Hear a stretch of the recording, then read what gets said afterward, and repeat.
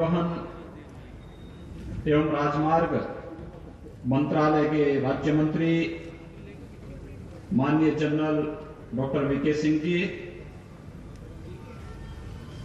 पशुपालन, डेयरी एवं मत्स्य पालन विभाग भारत सरकार के राज्य मंत्री माननीय डॉक्टर संजीव कुमार बालियान जी,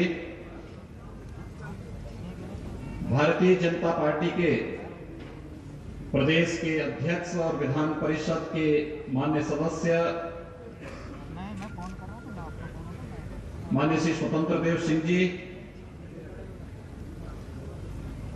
उत्तर प्रदेश सरकार में ही मेरे सहयोगी मंत्रीगण श्री कपिल देव अग्रवाल जी, श्री लाखन सिंह राजपूत जी,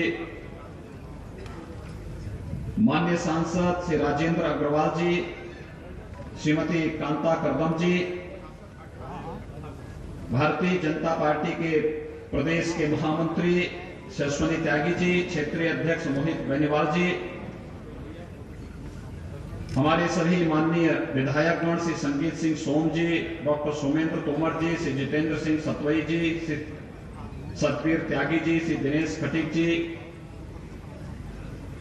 श्री सत्यप्रकाश अग्रवाल जी, अपर मुख्य सचिव कृषि शिक्षा एवं अनुसंधान डॉक्टर देवेश चतुर्वेदी जी, कुलपति सरदार वल्लभ भाई पटेल कृषि एवं प्रौद्योगिकी विश्वविद्यालय डॉक्टर आर के मित्तल जी,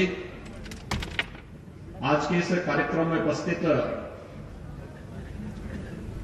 सभी सम्मानित जनप्रतिनिधिगण और भारत के सभी हमारे अन्नदाता किसान भाइयों बहनों, आप सबका मैं इस कार्यक्रम में हृदय से अभिनंदन करते हुए कृषि और प्रौद्योगिकी विश्वविद्यालय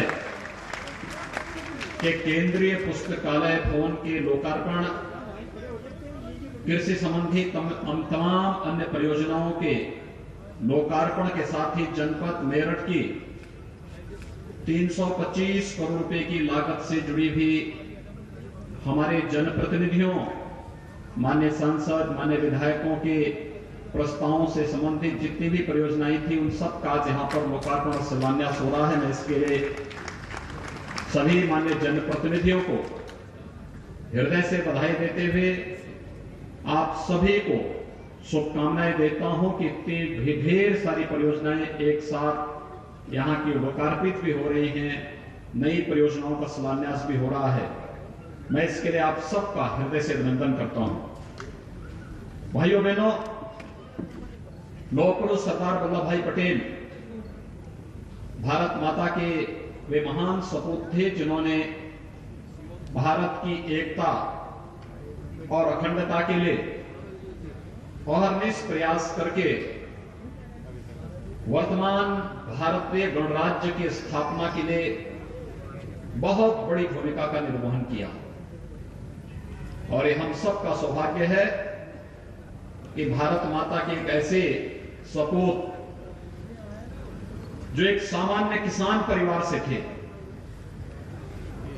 लेकिन किसान के पुत्र को जब भी अवसर प्राप्त होगा वह देश के हित में कैसे कार्य करता है। सरदार वल्लभ भाई पटेल ने उस समय हैदराबाद के निजाम और जमुनागढ़ के नवाब को जो जवाब दिया था, मुझे लगता है कि यह कृषि विश्वविद्यालय सरदार वल्लभ भाई पटेल के राष्ट्र गौरव को, राष्ट्र की एकता और अखंडता को दिए गए संदेश को, किए गए उनके योगदान को सदैव स्मरण करते हुए एक नई प्रेरणा प्रदान कर रहा है। मैं इस अवसर पर सरदार वल्लभ भाई पटेल कृषि और प्रौद्योगिकी विश्वविद्यालय को केंद्रीय पुस्तकालय और कृषि संबंधी तमाम अन्य परियोजनाओं को प्राप्त होने के लिए हृदय से बधाई देता हूं, शुभकामनाएं देता हूं। मेरठ की धरती भारत के स्वाधीनता आंदोलन की प्रेरणा की धरती रही है। 1857 का प्रथम स्वतंत्र समर की बिगुल फूंकने वाला मेरठ, देश के अंदर क्रांति का बिगुल बजाने वाला मेरठ, आज जब उसे स्वतंत्र भारत में अवसर प्राप्त हुआ तो हमारे पश्चिमी उत्तर प्रदेश के किसानों ने अपने परिश्रम से, अपने पुरुषार्थ से भारत की खाद्यान्न की आपूर्ति को सुनिश्चित करते हुए भारत को खाद्यान्न के क्षेत्र में आत्मनिर्भर करने का भी बहुत बड़ी भूमिका का निर्वहन किया। और भाइयों बहनों, मैं इसके लिए अपने अन्नदाता किसानों का हृदय से अभिनंदन करता हूं, जिन्होंने भारत को खाद्यान्न आत्मनिर्भरता में, पश्चिमी उत्तर प्रदेश के हमारे किसानों का बहुत अभिनंदनीय योगदान है इसमें। और इसी स्मृति में हमारी सरकार ने यहां की गंग नहर के किनारे कावड़ का एक अतिरिक्त लेन बनाने का निर्णय किया। इसमें अभी हम लोगों ने 600 करोड़ रुपए से अधिक की सहमति दी है और इसे भी महान किसान नेता और देश के पूर्व प्रधानमंत्री चौधरी चरण सिंह जी की स्मृति को समर्पित किया है। हम जानते हैं यहां का किसान मेहनत भी करता है। भारत की एकता और अखंडता के लिए जब भी आह्वान होता है तो समर्पित भाव के साथ आगे आकर के योगदान देता है। और खेती किसानी के बाद जो समय बचता है वो अपनी आस्था को व्यक्त करने के लिए, आराध्य तीर्थों के लिए, और सावन के महीने में तो कावड़ यात्रा में यहां के किसानों को झूमते हुए देख करके मुझे भी स्वयं आनंद की अनुभूति होती है। इसीलिए मैं भी उस समय अपने आप को रोक नहीं पाता। जब मेरे समय में लोगों ने कहा कि कावड़ यात्रा के लिए क्या करेंगे, क्योंकि पिछली सरकारों ने तो रोक लगा दिया था, हमने कहा रोकेंगे नहीं, उनके लिए सुविधा उपलब्ध कराएंगे। आवश्यकता पड़ेगी तो हेलीकॉप्टर से पुष्प वर्षा भी करेंगे। और भाइयों बहनों, ये जो गंग नहर की दोनों ओर हम लोग सड़क बना रहे हैं, 2-2 लेन का, एक ओर का बना चुके हैं, दूसरी ओर भी बना रहे हैं। ये कावड़ यात्रियों को ही हम समर्पित कर रहे हैं, जिससे खेती किसानी के बाद जो समय मिलता है उस आस्था को मजबूती प्रदान करने का भी एक अवसर प्राप्त हो सके।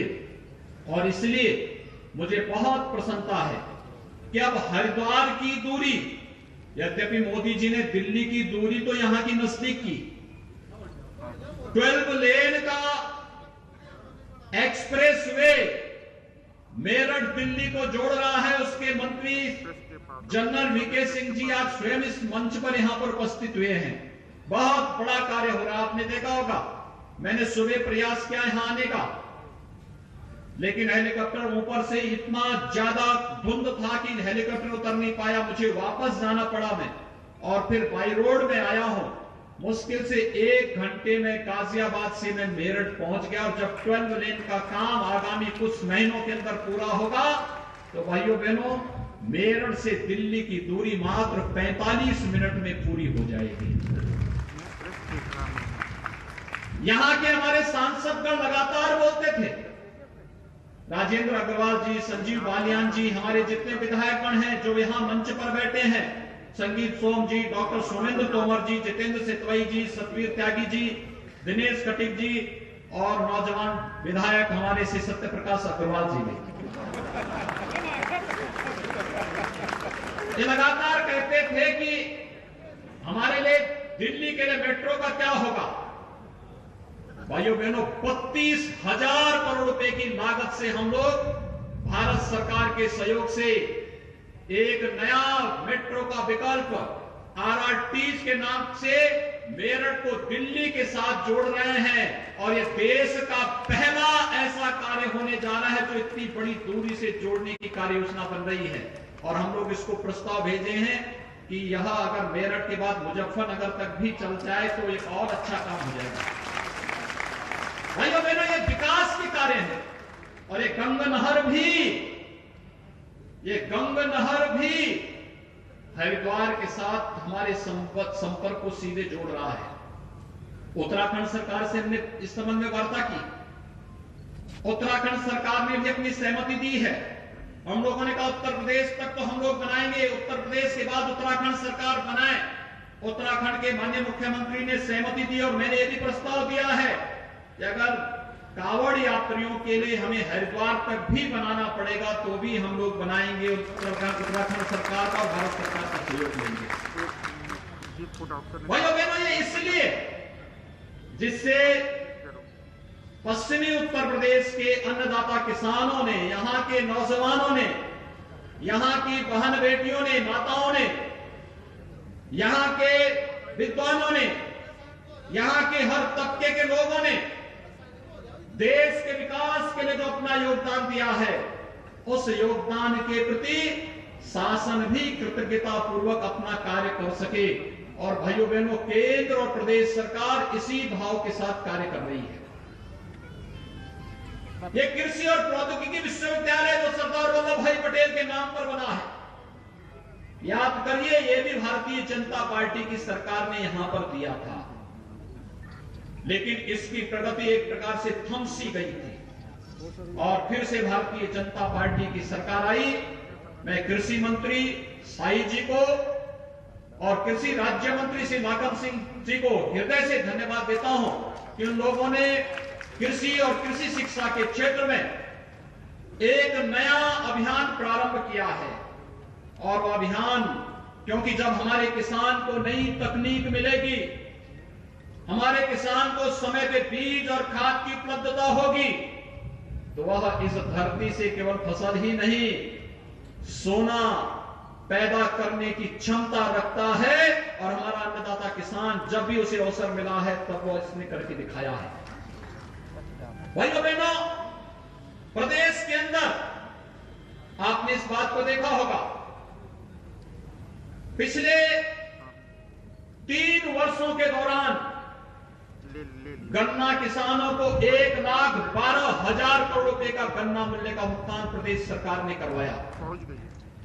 चौधरी चरण सिंह जी की तरफ भूमि की चीनी मिल, रमाला चीनी मिल, 40 वर्षों से मांग हो रही थी कि यहां पे चीनी मिल का विस्तारीकरण होना चाहिए, चीनी मिल में नए सिरे से इसमें नई तकनीक के साथ इसे चलाया जाना चाहिए।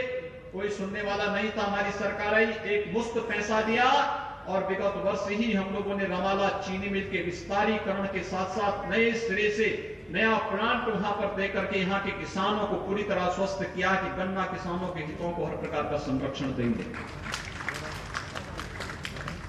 अब तो प्रधानमंत्री मोदी जी का मैं अभिनंदन करता हूं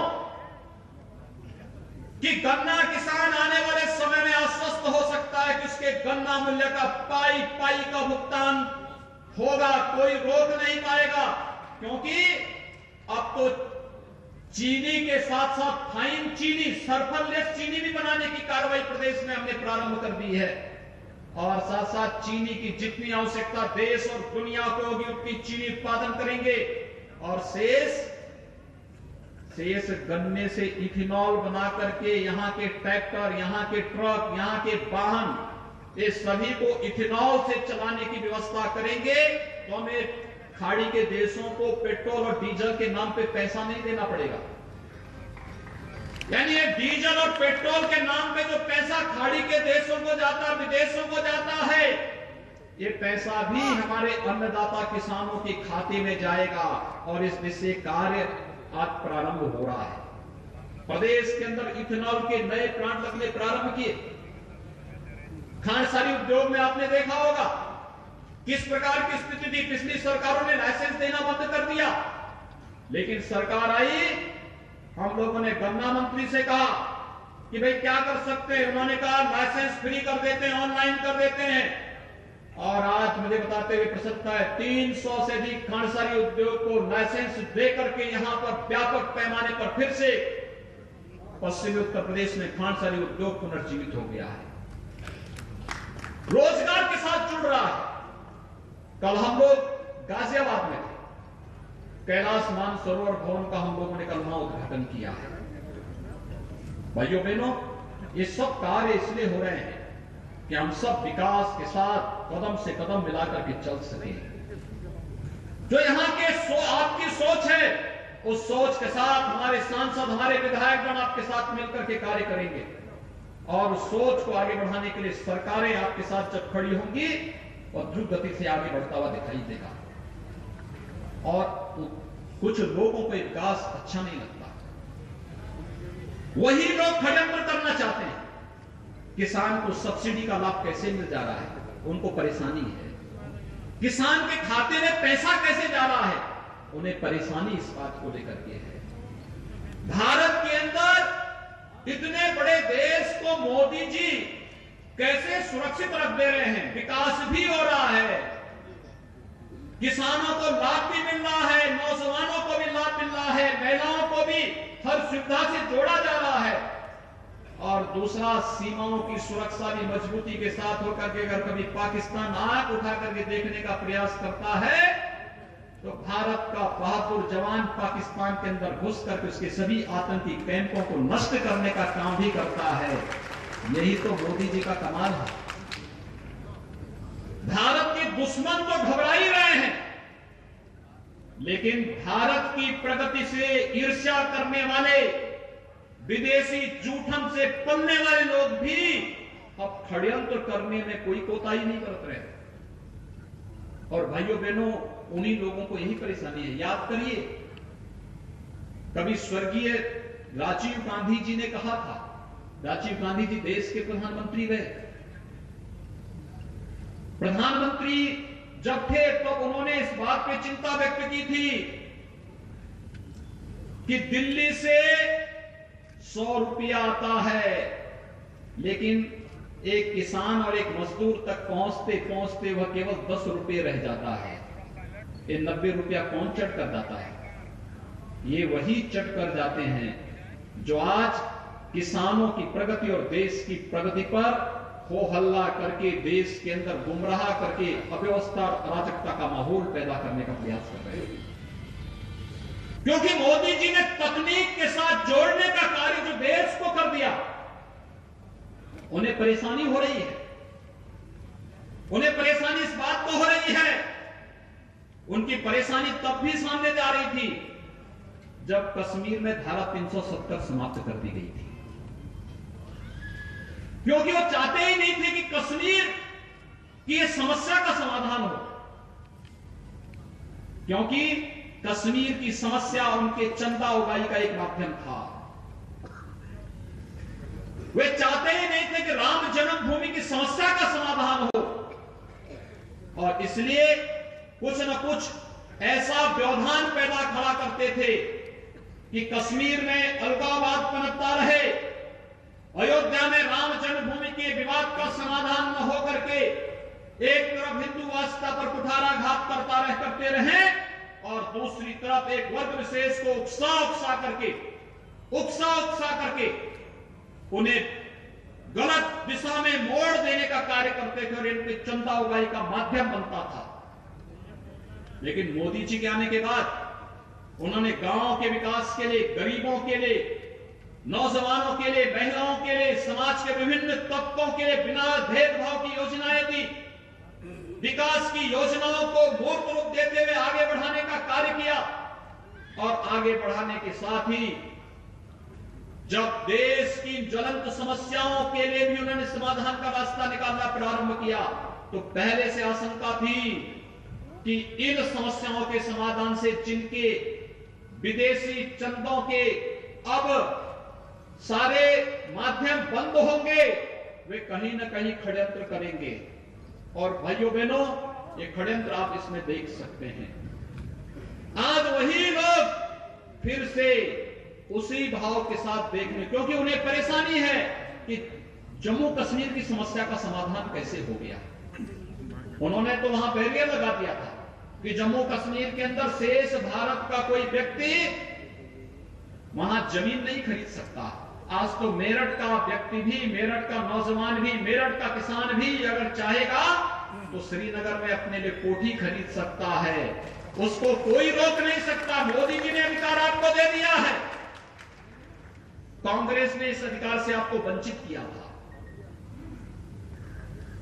अयोध्या में राम जन्मभूमि, अयोध्या जाने से लोग परहेज करते थे। जब मैं मुख्यमंत्री बना, मैं अयोध्या गया तो मुझे पत्रकार बंधु यही पूछते थे, अरे आप कैसे आ गए? मैंने कहा भाई अयोध्या राम जन्मभूमि है, यार कोर्ट ने फैसला तो नहीं किया है। हमने कहा वह भी हो जाएगा, चिंता क्यों कर रहे हैं। और 5 अगस्त को तो मोदी जी ने मंदिर के निर्माण का भी शिलान्यास करके भव्य राम मंदिर निर्माण का शिलान्यास करने का काम भी कर दिया है। 500 वर्षों की समस्या का समाधान हुआ। ये परेशानी है लोगों को। जो वामपंथी हैं, जो भारत की प्रगति नहीं चाहते हैं, गरीब के चेहरे पर खुशहाली नहीं चाहते, किसान की समृद्धि नहीं चाहते, महिलाओं को विकास की मुख्य धारा के साथ नहीं जुड़ने देना चाहते, वे लोग कुछ न कुछ षड्यंत्र करते रहते हैं। और आज वही लोग षड्यंत्र करने का प्रयास किस रूप में कर रहे हैं। कृषि संबंधी सुधार के कानून पर आपने देखा होगा कितना हो हल्ला है।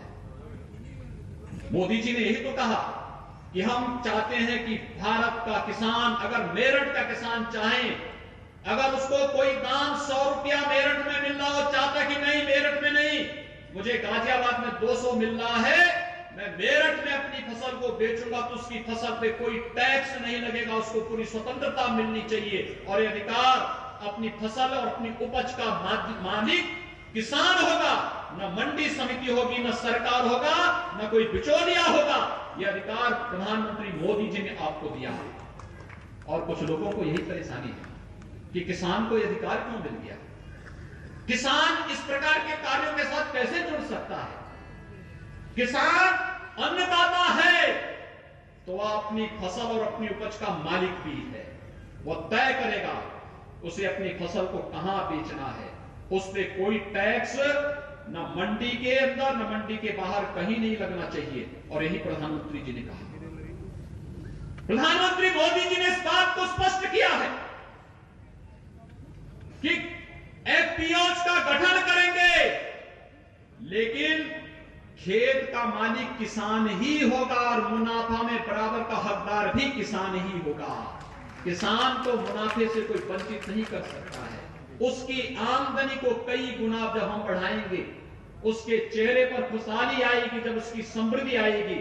और ये चेहरे पर खुशहाली, ये उसकी समृद्धि भारत की समृद्धि का आधार बनेगा। याद करिए 2014 में ही प्रधानमंत्री मोदी जी ने कहा था 2022 तक किसानों की आमदनी दुगनी होनी चाहिए।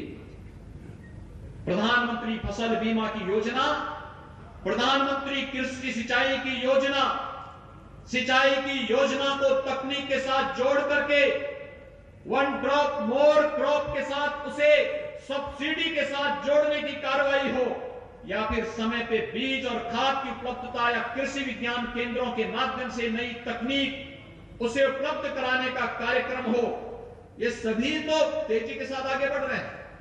विपक्ष को तो तब भी परेशानी थी जब प्रधानमंत्री मोदी जी ने किसानों के लिए प्रधानमंत्री किसान सम्मान निधि का लाभ दिया।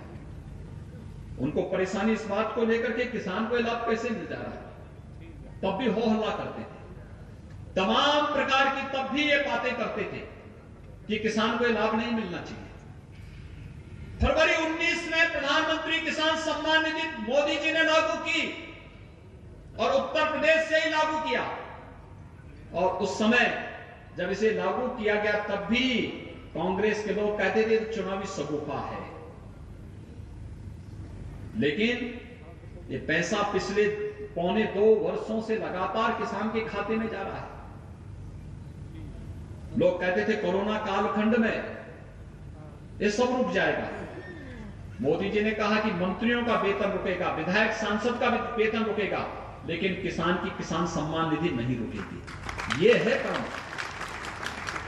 ये जो मंच पर बैठे हुए हमारे जनप्रतिनिधि हैं, प्रधानमंत्री मोदी जी उनकी प्रेरणा के केंद्र बिंदु हैं। उनके लिए भारत की 135 करोड़ की आबादी ही अपना परिवार है। और भारत की 135 करोड़ आबादी के लिए, भारत के 135 करोड़ नागरिकों के जीवन में खुशहाली लाना, उनके जीवन पे समृद्धि लाना, इसी कार्य के लिए उन्होंने अपना पूरा जीवन समर्पित किया है।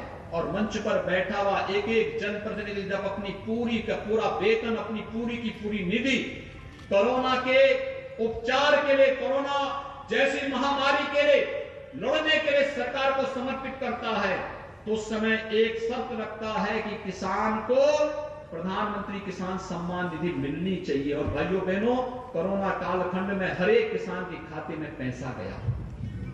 यह है कार्य। प्रदेश के अंदर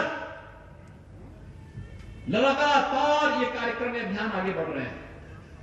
आज प्रदेश के अंदर हमारे पास 6 कृषि विश्वविद्यालय है, 4 राज्य सरकार के, 1 निजी क्षेत्र का और 1 केंद्रीय विश्वविद्यालय। प्रधानमंत्री मोदी जी ने अभी कुछ माह पहले झांसी में एक केंद्रीय विश्वविद्यालय का लोकार्पण किया। प्रदेश में पिछले 3.5 वर्ष के दौरान 20 नए कृषि विज्ञान केंद्र बनाए गए। ये कृषि विज्ञान केंद्र किसान की आत्मनिर्भरता के आधार। अभी जब मैं आ रहा था, किसान भाइयों को ट्रैक्टर दिए जा रहे थे, कृषि संबंधी उपकरणों वितरण किए जा रहे थे। ये किसान के लिए भारत सरकार और प्रदेश सरकार के द्वारा दी जाने वाली योजनाओं का लाभ किसान तक कैसे पहुंचे, ये उसी का हिस्सा है। और इसीलिए आज मैं आप सबसे यही कहने के लिए आया हूं कि भाइयों बहनों, जिन्हें किसान की समृद्धि और किसान की प्रगति से आपत्ति है, वही लोग गुमराह करने के लिए नए नए सगोके छोड़ रहे हैं। और अब तो उन्होंने एक नई शर्त भी जोड़ दी है। नई शर्त क्या जोड़ दी है? जो भारत के टुकड़े टुकड़े करने के लिए नारेबाजी करते थे, आज उनके द्वारा कहा जा रहा है कि उनको जब पुलिस ने FIR दर्ज करके जेल के अंदर बंद किया तो कहा जा रहा है कि उनको पहले छोड़ो।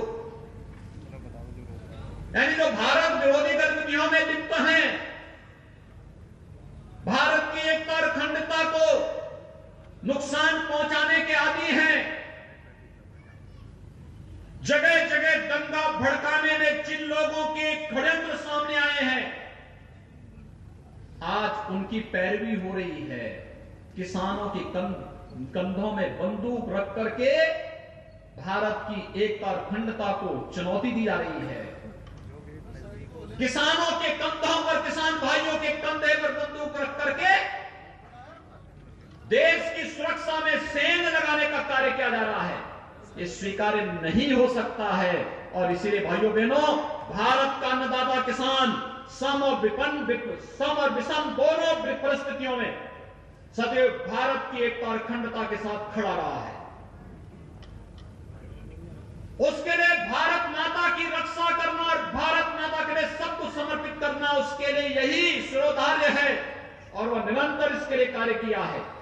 और मैं आप सबका आह्वान करूंगा, हमें देश के खिलाफ होने वाले किसी भी षड्यंत्र का मुंहतोड़ जवाब देने के लिए तैयार होना होगा। लेकिन साथ साथ लोकतंत्र में हम लोग रहते हैं, हमारी कोई बात होगी, हम प्रशासन के साथ, शासन के साथ संवाद बनाकर उसका समाधान का रास्ता भी निकालेंगे। समाधान संवाद से होगा, संघर्ष से नहीं।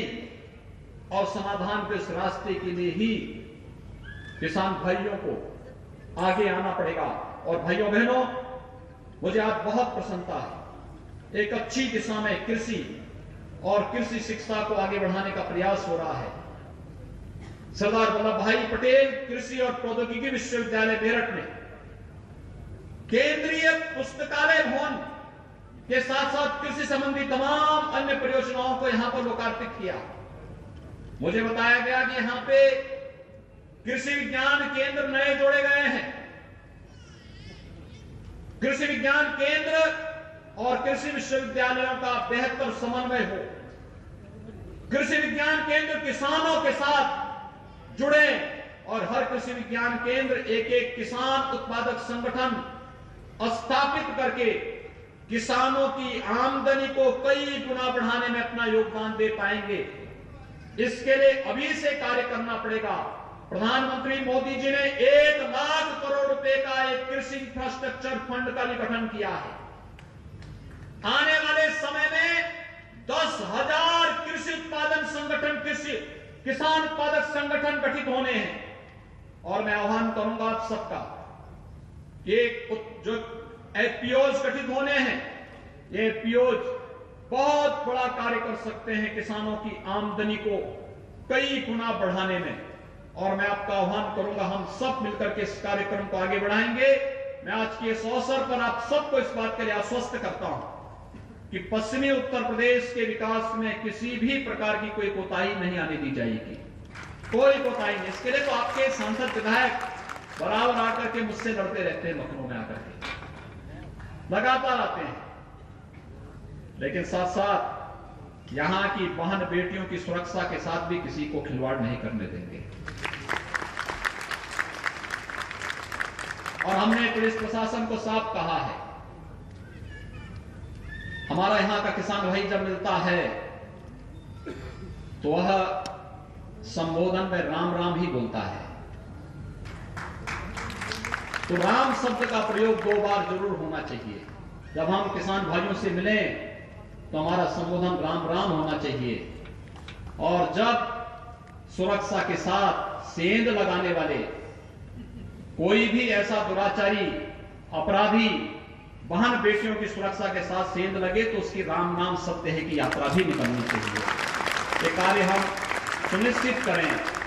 कहीं भी किसी को, किसी भी किसान के साथ, किसी नौजवान के साथ, किसी बहन बेटी की सुरक्षा के साथ, किसी व्यापारी की सुरक्षा के साथ और किसी भी निरपराध नागरिक की सुरक्षा के साथ सेंध लगाने की छूट कतई नहीं दी जानी चाहिए। और यह अभियान पूरी मजबूती के साथ हर एक नागरिक को सुरक्षा प्रदान करते हुए आगे बढ़ाएंगे। भाइयों बहनों, मैं आज के इस अवसर पर यहां पर कृषि संबंधी केंद्र और प्रदेश सरकार के अनेक योजनाओं का लाभ किसान बंधुओं को मिल रहा है। एक बहुत अच्छी प्रदर्शनी यहां पर लगी है, आपने देखा होगा। इस प्रदर्शनी को आप जरूर देखेंगे। केंद्र और प्रदेश सरकार से कि कृषि संबंधी विभिन्न प्रकार की योजनाओं का लाभ किसानों को कैसे दिया जा सकता है, इसके साथ आप जुड़ेंगे।